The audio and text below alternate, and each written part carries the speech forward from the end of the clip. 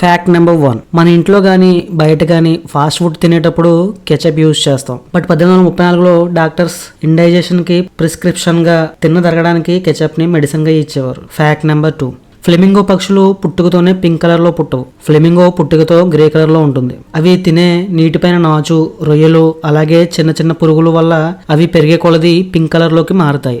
Fact number 3, తేనెటీగలు మనుషుల ముఖాలని గుర్తుపట్టగలవు. అవి ఎప్పుడైనా మనల్ని ముందు చూసి ఉంటే గనుక మన కళ్ళ షేప్ ని, ముక్కుని, ఇయర్స్ ని అండ్ ఐబ్రోస్ ని బట్టి మనల్ని గుర్తుపట్టగలవు. చూయింగ్ గమ్ తినే టైంలో పొరపాటున లోపలికి వెళ్ళిపోయింది అనుకోండి, అది మీ పొట్టలోనే 7 సంవత్సరాల వరకు ఉంటుందని కొంతమంది అంటారు. ఇది నిజమేనా? ఎప్పుడైనా మనం చూయింగ్ గమ్ తినేటప్పుడు పొరపాటున లోపలికి వెళ్ళిపోతే మనం భయపడవలసిన అవసరం లేదు. మన డైజెస్టివ్ సిస్టమ్ చూయింగ్ గమ్ ని ఎప్పటికీ డైజెస్ట్ చేసుకోలేదు. అందువల్ల అది స్టొమక్ నుండి పేగులు గుండా ప్రయాణించి 2-3 రోజుల్లో వెనక ద్వారం నుండి బయటకు వచ్చేస్తుంది.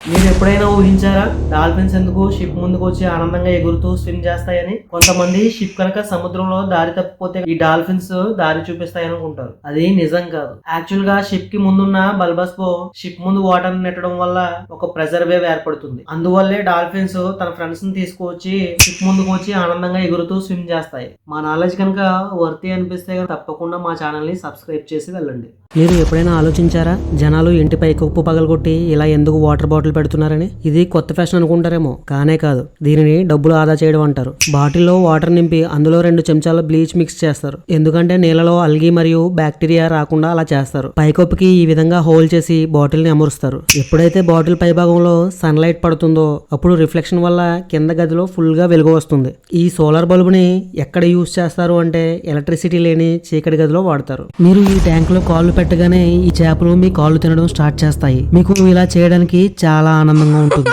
ఎందుకంటే ఇవి గారా రూఫా ఫిష్. ఇవి మనుషుల స్కిన్ పై ఉన్న డెడ్ సెల్స్ ని తింటాయి. ఇవి ఎన్నైతే డెడ్ సెల్స్ ని తింటాయో అదే విధంగా బ్లడ్ ఫ్లో కూడా బాగా జరిగి హాయిగా అనిపిస్తుంది. అలాగే దీని వలన ప్రమాదం కూడా ఉంది. ఒక ఇన్ఫెక్టెడ్ ఫిష్ మిమ్మల్ని కరిచిందనుకోండి, మీ అందమైన కాళ్ళు ఇలా కూడా అయ్యే అవకాశం ఉంది. సో గుర్తు పెట్టుకోండి, ఇలాంటివి చేయించుకోవడం అంత మంచిది కాదు. మా నాలెడ్జ్ మీకు వర్తి అనిపిస్తే కనుక ప్లీజ్ ఛానల్ ని సబ్స్క్రైబ్ చేసుకోండి. ఈ రోజు మీకు భయంకరమైన సంఘటన గురించి చెప్తాను. ఇది నిజ జీవితంలో జరిగిన అమిటీవిల్లే హారర్ కథ. 1974 నవంబర్ 13న న్యూయార్క్ లోని అమిటీవిల్లే పట్టణంలో ఈ సంఘటన జరిగింది. రొనాల్డ్ డెఫియో అనే వ్యక్తి తన కుటుంబంలోని 6గురిని తన ఇంట్లో దారుణంగా హత్య చేశాడు. డెఫియోని పోలీసులు అరెస్ట్ చేసి జైల్లో పెట్టారు. ఆ తరువాత 1975లో జార్జ్ కుటుంబం ఆ ఇంటిని చాలా తక్కువ ధరకే కొని వారి 3 పిల్లలతో ఆ ఇంట్లోకి వచ్చారు. ఆ ఇంట్లోకి వచ్చిన మరుసటి రోజు నుండి భయంకరమైన సంఘటనలు జరుగుతున్నాయి. తలుపులు మరియు కిటికీలు తానంతటి తాను తెరుచుకోవడం, మూసుకోవడం, వింత శబ్దాలు వినిపించడం, వింత వింత దృశ్యాలు కనిపించడం మరియు దెయ్యం వంటి అనుభవాలు కలుగుతున్నాయి. వారు ఆ ఇంట్లో 28 రోజుల పాటు మాత్రమే ఉండగలిగారు. ఆ కుటుంబం వెంటనే ఆ ఇంటిని ఖాళీ చేసి వెళ్లిపోయింది. ఆ తర్వాత ఆ ఇంటి ఆధారంగా కొన్ని మూవీస్ కూడా వచ్చాయి. ఆ మూవీస్ కావాలనుకుంటే కింద కామెంట్ చేయండి. ఈ కోతి కొబ్బరికాయలు తెంపడానికి ప్రాక్టీస్ చేస్తుంది. కానీ ఎందుకు అనుకుంటున్నారా? మనుషులకు చెట్టెక్కి కొబ్బరికాయలు తీయడం చాలా కష్టం అవుతుంది. కానీ కోతులు ఈ పనిని చాలా సింపుల్ గా చేసేస్తాయి. అందుకే థాయిలాండ్ లో కోతులకు ట్రైనింగ్ ఇస్తున్నారు. అవి కొబ్బరికాయలని తిప్పి ఎలా తెంపాలని. ఈ కోతులు పని నేర్చుకున్న తర్వాత కొబ్బరికాయలని తెంపి తన ఓనర్ కి ఇస్తాయి. మార్కెట్ లో వీటికి ఎంత కాంపిటీషన్ అంటే కోతులు కేవలం చిప్స్ ప్యాకెట్ కూడా కొబ్బరి చెట్లెక్కి కొబ్బరికాయలు తీస్తాయి. ఈ వెపన్ ని హ్యూమన్ బాడీపై ప్రయోగిస్తే ఏమవుతుందో చూద్దాం రండి. మొదటగా డమ్మీ హ్యూమన్ బాడీపై ఆర్పీజీని ప్రయోగించారు. అందులో నుండి వచ్చిన బుల్లెట్ బాడీకి ఎక్కడ తగిలితే అక్కడ గాయం అవుతుంది.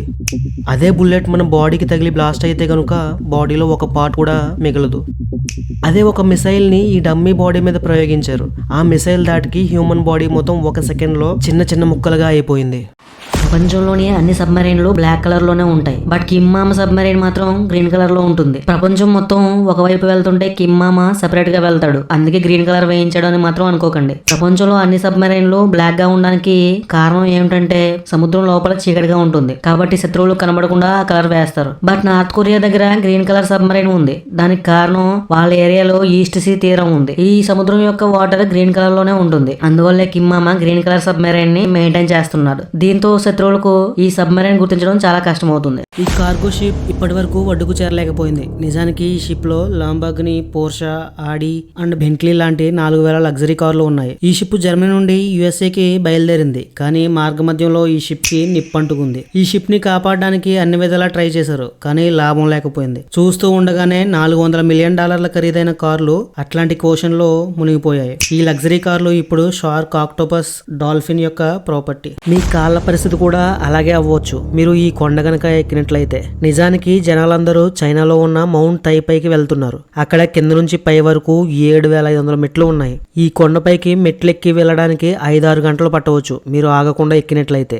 ఇది ఎక్కడం ఎంత కష్టం అంటే కొంతమంది పైకి వెళ్తూ వెళ్తూ అలాగే పైకి వెళ్ళిపోతారు. కాకపోతే ఒక్కసారి దీని టాప్ పైకి ఎక్కిన తర్వాత నమ్మండి, ఎలాంటి వ్యూ కనబడుతుంది అంటే అదే మీ జీవితంలో బెస్ట్ వ్యూ అవుతుంది. ఈ గాయమైన హిపో శరీరంపై చిన్న చిన్న పక్షులు దాడి చేస్తున్నాయి. అవి రక్తం తాగుతున్నాయి మరియు మాంసం కూడా తింటున్నాయి. కానీ హిప్పో తన శరీరం నుండి ఆ పక్షుల్ని తరవడం గానీ భయపడడం గానీ చేయట్లేదు. ఎందుకంటే ఇది హాక్ స్పీకర్ బర్డ్. ఇది ఇతర జంతువుల యొక్క ముక్కు, చెవులు మరియు మిగతా బాడీపై ఉన్న క్రిములు మరియు పారాసైట్ వంటి వాటిని శుభ్రం చేస్తాయి. దానివల్ల ఇద్దరికి మంచి జరుగుతుంది. కానీ కొన్ని సమయాల్లో ఇవి గాయపడిన జంతువులపైన కూడా పని చేయాల్సి ఉంటుంది. అలాంటి సమయాల్లో గాయమైన చోట ఉన్న చెత్త అంతా ఇవి తిని శుభ్రం చేస్తాయి. దానివల్ల వాటికి ఇన్ఫెక్షన్ అవ్వకుండా ఉంటుంది. అందువలన గాయపడిన జంతువు తొందరగా కోలుకుంటుంది. మనం చెప్పుకోవాలి అనుకుంటే ఈ పక్షులు ప్రకృతి యొక్క డాక్టర్లు. అందుకే వాటిని ఏ జంతువులు ఏం చేయకుండా వాటి పనిని అవి చేసుకొనిస్తాయి. ఎప్పుడైనా పాము పక్షి గూడులో గుడ్లు చూస్తే అమాంతంగా మింగేస్తుంది. కానీ ఈ పక్షి గూడులో గుడ్లు మాత్రం ఏ పాములు తినలేవు. ఎందుకంటే పెండులన్ టిట్ అనే పేరు గల పక్షి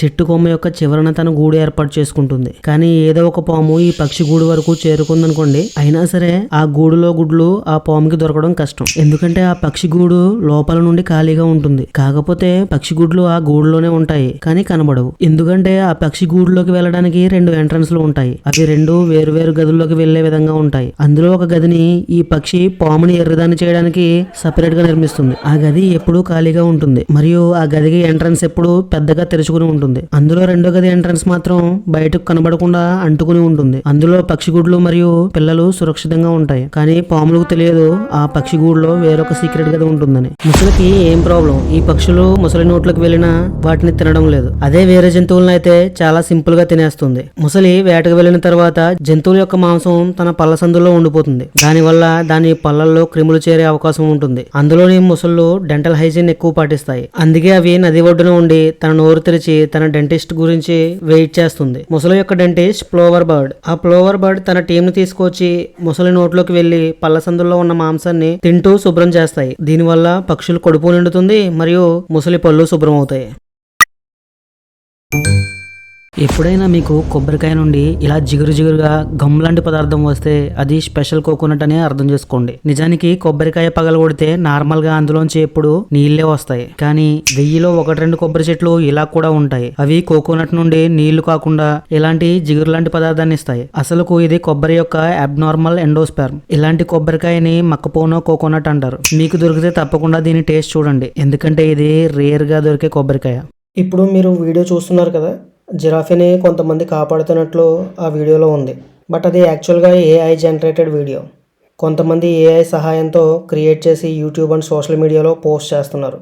కొంతమంది గుడ్డుగా నమ్మి నిజంగానే ఒక జంతువుని కాపాడుతున్నారేమో అనుకుంటున్నారు. దానికి సాడ్ సాంగ్ పెట్టి ఇంట్రెస్టింగ్ టైటిల్ పెట్టి దాన్ని వైరల్ చేస్తున్నారు. మరి కొంతమంది తెలియక అది నిజమని లైక్లు, షేర్లు చేస్తున్నారు. ఇది చూసి గొర్రెలు కూడా ఆశ్చర్యపోతాయి, వీళ్ళు ఎందుకు వీటిని సముద్రంలోకి విసిరేస్తున్నారు అని. కొంతమంది అయితే వీటిని నీటిలోనే ముంచుతున్నారు. కానీ ఎందుకంటే గొర్రెల శరీరంపై పారాసైట్స్ వగేరా వంటివి ఉంటాయి. దానివల్ల గొర్రెలు ఆరోగ్యం దెబ్బతినే అవకాశం ఉంది. అందుకే గొర్రెలను రైతులు కెమికల్ వాటర్ లో 2-3 సార్లు ముంచుతారు. దానివల్ల గొర్రెల శరీరంపై ఉన్న పారాసైట్స్ చచ్చిపోతాయి. కొంతమంది అయితే వీటిని సముద్రంలో ముంచుతారు. సాల్ట్ వాటర్ వలన గొర్రెల వంటిపై ఉన్న 99.99% క్రిములను శుభ్రం చేసేస్తుంది. ఈ పక్షి మనుషుల కన్నా పెద్దగా పెరుగుతుంది. దీని పేరు షూబిల్ బర్డ్. దీని ముక్కు షూ ఆకారంలో ఉండడం వలన దీనికి షూబిల్ అనే పేరు పెట్టారు. ఈ పక్షి ముక్కు సుమారు 24 సెంటీమీటర్ల పొడవు ఉంటుంది. దీని భిన్నమైన ఆకారం మిమ్మల్ని ఆశ్చర్యానికి గురి చేస్తుంది. ఇది ఎక్కువ చేపలు, కప్పలు మరియు పాముల్ని తింటుంది. దీని వేటాడే పద్ధతి అన్ని పక్షుల కన్నా భిన్నంగా ఉంటుంది. గంటల తరబడి ఒకే చోట నిల్చుని చేపలు తన దగ్గరకు వచ్చిన తర్వాత ఒక్కసారిగా పట్టుకుంటుంది. ఈ పక్షులు ముఖ్యంగా ఈస్ట్ ఆఫ్రికాలోని ఎక్కువ నీరు, బురద ఉండే ప్రదేశాల్లో నివసిస్తాయి. ఇది చేసే శబ్దం వింటే ఆశ్చర్యానికి గురి అవుతారు. ఆ శబ్దం ఎలా ఉంటుందంటే వేటు ఫ్యాక్ట్స్ ని సబ్స్క్రైబ్ చేసుకోండి అన్నట్టు ఉంటుంది. మీరు ఎప్పుడైనా రోడ్డు పక్కన ఓనర్ లేకుండా షాప్స్ రన్ అవ్వడం చూసారా? అవును, మీరు విన్నది నిజమే. రోడ్డు పక్కన దుకాణాలు ఉన్నా అందులో ఒక్కరూ కనిపించరు. మీరు ఏది కావాలన్నా తీసుకోవచ్చు. అదేంటి ఇలాంటి ప్లేస్ ఎక్కడ ఉంది అనుకుంటున్నారా? మిజోరంలోని సెలింగ్ హైవే ఇరువైపులా ఇలాంటివి అనేక షాప్స్ కనబడతాయి. షాప్స్ లో ఉన్న వస్తువుల్ని మీరు తీసుకుని డబ్బులు అక్కడే ఉన్న డబ్బాలో వేస్తే సరిపోతుంది. అక్కడి ప్రజలు ఇతరులపై ఎంతో విశ్వాసం కలిగి ఉండడమే దీనికి కారణం. దీనిని నగాలో డావర్ కల్చర్ ఆఫ్ మిజోరం అని పిలుస్తారు. మీకు ఎప్పుడైనా ఇలాంటిది రోడ్డు పైన దొర్లుకుంటూ వస్తుంటే ఆపడానికి అస్సలు ట్రై చేయకండి. ఒకసారి అలాగే ఒక వర్కర్ దానిని ఆపడానికి ట్రై చేశాడు. బట్ ఆ ప్రయత్నంలో అతడు దాని కింద పడి చనిపోయాడు. ఈ స్టీల్ కాయిల్స్ దగ్గరగా 10 టన్స్ వరకు బరువు ఉంటాయి. అందుకే ఈ విధంగా ఆపడం చాలా అంటే చాలా కష్టం. దీనిని ట్రాన్స్పోర్ట్ లో తీసుకురావడం కూడా చాలా కష్టం. ఒక్క చిన్న తప్పు జరిగితే చాలు డ్రైవర్ కూడా బతకడం చాలా కష్టం. దీని సీల్ ఓపెన్ చేసేటప్పుడు కూడా చాలా జాగ్రత్తగా ఉండాలి. పొరపాటున వర్కర్ దాని దగ్గరలో ఉంటే కనుక రెండో సీల్ ఓపెన్ చేయడానికి ఉండడు. ఒకవేళ పెంగ్విన్ యొక్క గుడ్డు చలి తీవ్రతకు గడ్డగట్టేస్తే అందులో నుండి పెంగ్విన్ పిల్ల రావడం కష్టం. కానీ పెంగ్విన్లు భయంకరమైన చలి తీవ్రత ఉన్న సమయాల్లో గుడ్లు పెడతాయి. అందువల్ల ఫాదర్ పెంగ్విన్ గుడ్డును కాపాడడానికి కాళ్ళ మీద పెట్టుకుని తన బాడీ హీట్ తో టెంపరేచర్ ని మెయింటైన్ చేస్తుంది. కానీ కొన్ని సమయాల్లో చలి తీవ్రత ఎంత ఉంటుందంటే ఆ తీవ్రతకు అడల్ట్ పెంగ్విన్స్ కూడా తట్టుకోలేవు. అలాంటి సమయాల్లో పెంగ్విన్లన్నీ కలిసి ఒక గుంపుగా ఏర్పడి అప్పుడప్పుడు తన పొజిషన్ ని మారుస్తుంటాయి. దానివల్ల చిన్న చిన్న పెంగ్విన్లు కూడా మధ్యలో వెళ్లే అవకాశం దొరుకుతుంది. ఈ విధంగా ప్రతి పెంగ్విన్ కూడా చలి తీవ్రత నుండి ప్రాణాలతో బయటపడతాయి. శ్వేతనాగులు నిజంగానే ఉన్నాయా అంటే ఉన్నాయనే చెప్పాలి. వీటిని అల్బినో మోనోక్లేట్ కోబ్రా అంటారు. ఇవి పుట్టేటప్పుడు వివిధ రంగుల్లో ఉంటాయి. వయసు పెరిగే కొలది పూర్తిగా తెల్లగా మారతాయి. ఇవి సాధారణంగా 4.5 నుండి 7.5 అడుగుల పొడవు వరకు పెరుగుతాయి. ఈ పాములను నీటి ప్రాంతాలను ఎక్కువ ఇష్టపడతాయి మరియు రాత్రి సమయంలో చాలా చురుగ్గా ఉంటాయి. ఇవి కూడా చాలా విషపూరితమైన పాములు. ఇది మనిషిని కరిస్తే 2 గంటల లోపల ట్రీట్మెంట్ తీసుకోవాలి. లేకపోతే నర్వస్ సిస్టమ్ దెబ్బతిని చనిపోయే అవకాశం కూడా ఉంది. ఆ రాత్రి టైటానిక్ మంచు కొండను ఢీకొనడంతో అందరూ చాలా భయపడ్డారు. కానీ ఇలాంటి భయంకరమైన సిచ్యువేషన్ ఉన్న షిప్ లో ఒక అతను మాత్రం ఫుల్ గా ఎంజాయ్ చేస్తున్నాడు. ఎందుకంటే అతను ఫుల్ గా మందు తాగి ఉన్నాడు. ఆ మత్తులో ఉండడం వల్ల షిప్ లో ఉన్న ప్యాసింజర్స్ కి లైఫ్ బోట్ ఎక్కడంలో సహాయం చేస్తున్నాడు. అలా అందరినీ లైఫ్ బోట్ ఎక్కిస్తూ ఫుల్ గా తాగుతున్నాడు. షిప్ మునిగిపోయే ఒక్క నిమిషం ముందు అతడు సముద్రంలోకి దూకాడు. అంతకు ముందు సముద్రంలో పడిపోయిన వారందరూ అక్కడ ఉన్న విపరీతమైన చలికి గడ్డగడ్డి చనిపోయారు. బట్ ఈ తాగుబోతు బాస్ కి మాత్రం ఏం కాలేదు. ఎందుకంటే ఆల్కహాల్ తన బాడీకి కావలసిన హీట్ ని ప్రొడ్యూస్ చేసి లైఫ్ బోట్స్ వచ్చే వరకు కాపాడింది. మీరు ఆలోచిస్తూ ఉండవచ్చు, ఈ అమ్మాయి తన చెవిలో వెలుగుతున్న కొవ్వొత్తి పెట్టుకుని ఏం చేస్తుంది అని. నిజానికి దీన్ని ఇయర్ క్యాండిలింగ్ అంటారు. దీనికి వీళ్ళు ఇయర్ క్యాండిల్ ని చెవిలో పెట్టుకుని కొవ్వొత్తి పై నుండి వెలిగిస్తారు. హీట్ వలన క్యాండిల్ లో వాక్యూమ్ జనరేట్ అవుతుంది. దీని వలన చెవిలో ఉండే ఇయర్ వ్యాక్స్ బయటకు వస్తుంది. ఈ ప్రాసెస్ లో ఇయర్ వ్యాక్స్ నిజంగా బయటకు వస్తుందనే దానికి సైంటిఫిక్ ఎవిడెన్స్ అయితే లేదు. కానీ అప్పుడప్పుడు హీట్ వలన కరిగిన క్యాండిల్ వ్యాక్స్ మాత్రం చెవిలోకి పోతుంది. దానివల్ల చెవి యొక్క సీల్ ప్యాక్ అయ్యే అవకాశం ఉంది. ఇక్కడ ఇతడు ఉద్దేశపూర్వకంగా ట్రైన్ పట్టాలు తప్పించాలనుకుంటున్నాడు. దీనివల్ల అతడికి ఏ శిక్ష పడదు. ఎందుకంటే ఇది గవర్నమెంట్ పని కనుక. నిజానికి ఎక్కడైనా ట్రైన్ ట్రాక్ పైన పనులు జరుగుతున్నప్పుడు ఆ ట్రాక్ పైకి బై ఛాన్స్ ఏదైనా ట్రైన్ వస్తుంటే లేదా పొరపాటున 2 ట్రైన్స్ సేమ్ ట్రాక్ పై వస్తున్నప్పుడు ఈ డీరైల్ సహాయంతో ట్రైన్ ని పట్టాలు తప్పిస్తారు. తర్వాత మళ్ళీ రీరైల్ చేసి లోకో పైలట్ ట్రైన్ ని ఎలా పరిగెత్తిస్తాడు అంటే ట్రైన్ ని బుగాటి కార్ లా పరిగెట్టిస్తాడు. ఎప్పుడైనా బిల్డింగ్స్ కూల్చాలనుకుంటే కనుక బ్రేకింగ్ బాల్స్ ని యూజ్ చేస్తారు. దీనితో ఈజీగా బిల్డింగ్స్ ని కూల్ చేయవచ్చు. ఎందుకంటే ఇది ఫుల్ ఐరన్ తో ఉండి దీని వెయిట్ ఆల్మోస్ట్ 5000 kgs వరకు ఉంటుంది. అందువల్ల కరెక్ట్ యాంగిల్ మరియు స్పీడ్ తో కొడితే ఈ స్టీల్ బాల్ పెద్ద బిల్డింగ్స్ ని క్షణాల్లో కూల్ చేస్తుంది. ఎక్కువ శాతం బిల్డింగ్స్ ని కూల్చడానికి ఈ బ్రేకింగ్ బాల్స్ నే వాడతారు.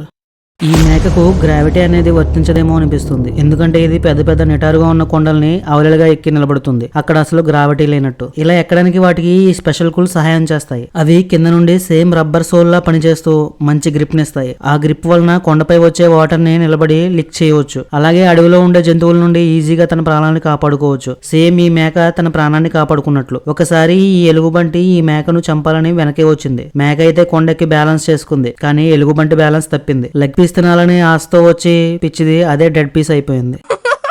ప్రపంచంలో ప్రతి పక్షి తన పిల్లల గురించి గూడులు కడతాయి. కానీ ఇది ఎలాంటి జోడ అంటే తన గుడ్డును ఏదైనా చెట్టు కొమ్మ మీద పెట్టేసి వదిలేస్తాయి. నిజానికి ఇది వైట్ టర్న్ పక్షి. అది ఎప్పుడూ తన పిల్లలకి గూడు కట్టదు మరియు ఏదైనా చెట్టు పైన ఇలాగే గుడ్డు పెట్టేస్తుంది. మరియు అది కూడా ఒక్కటే. కానీ ఆ గుడ్డు కూడా ఒక్కొక్కసారి కింద పడిపోయి ఆమ్లెట్ అయిపోతుంది. అలా అని చెప్పి ఈ జోడ ఏడ్చి టైం వేస్ట్ చేయదు. మళ్ళీ వెంటనే ఎగ్ మేకింగ్ ప్రాసెస్ స్టార్ట్ చేసి కొన్ని రోజుల్లోనే మళ్ళీ ఆ పక్షి కొత్త ప్రొడక్ట్ ని లాంచ్ చేస్తుంది. ఆ తర్వాత దానిని కొద్దిగా జాగ్రత్తగా చూసుకుంటుంది.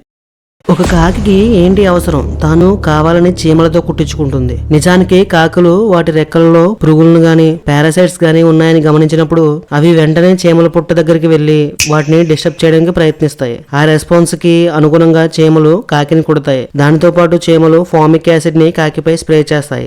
దాని వలన కాకుల రెక్కలపై ఉన్న పురుగులు మరియు పారాసైట్స్ వంటివి పూర్తిగా చనిపోతాయి. ఎందుకంటే ఫార్మిక్ యాసిడ్ కాకులకు నేచురల్ పెస్టిసైడ్స్ గా పనిచేస్తాయి. అందువల్లే ప్రతి కాకి టైం టు టైం చీమల సర్వీస్ సెంటర్ కు వెళ్లి తన బాడీకి సర్వీస్ చేయించుకుంటాయి. మా నాలెడ్జ్ వర్తి అనిపిస్తే ఛానల్ ని సబ్స్క్రైబ్ చేసుకోండి. ఇప్పుడు మీరు చూస్తున్నారు కదా, ఇక్కడ రాణి తేనెటీగ యొక్క మర్డర్ జరుగుతుంది. ఎందుకంటే రాణి వృద్ధాప్యం కారణంగా గుడ్లు పెట్టడం మానేసింది. అందువల్లే ఇక్కడ పాత రాణిని చంపేసి కొత్త రాణిని ఎన్నుకొనున్నాయి. ఈ హత్యలు చేయడంతో పాటు తేనెటీగలు అప్పుడప్పుడు పార్ట్ టైం గా దోపిడీలు కూడా చేస్తూ ఉంటాయి. అక్కడ దగ్గరలో ఉండే తేనె పుట్టలో దొంగలా దూరి అటాక్ చేస్తాయి. ఆ పుట్ట దగ్గర ఉండే తేనెటీగలను చంపి పుట్టలో ఉండే మొత్తం తేనెని దొంగతనంగా ఎత్తుకెళ్లిపోతాయి.